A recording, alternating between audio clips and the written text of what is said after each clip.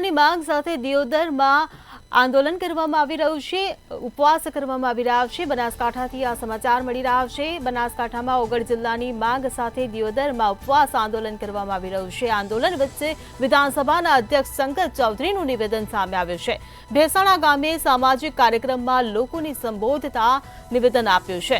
સર્વશ્રેષ્ઠ જિલ્લામાંનો આપણો વાવ થરાદ જિલ્લો સર્વશ્રેષ્ઠ જિલ્લો હશે। હું બેઠો છું, તમારું કોઈનું ખોટું નહીં કરું તેવું શંકર ચૌધરી દ્વારા નિવેદન આપવામાં આવ્યું છે।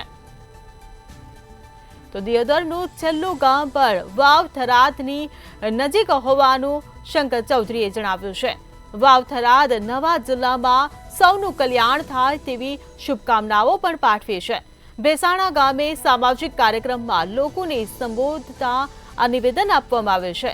સર્વશ્રેષ્ઠ જિલ્લામાંનો આપણો વાવ થરાદ જિલ્લો સર્વશ્રેષ્ઠ જિલ્લો હશે। કે ભારતના શ્રેષ્ઠ જિલ્લાઓમાં આપણો વાવ થરાદ જિલ્લો હશે।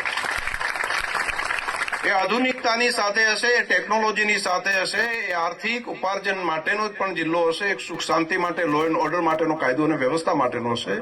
અને એક એવો જિલ્લાનું નિર્માણ કરીએ કે આપણે કંઈક આજીવન નથી, પરંતુ 50-100 વર્ષ પછી પણ પ્રજા યાદ કરીને એમ કહે કે આ લોકોએ ખૂબ મહેનત કરી ત્યારે આવો મજબૂત પાયો નખાણો।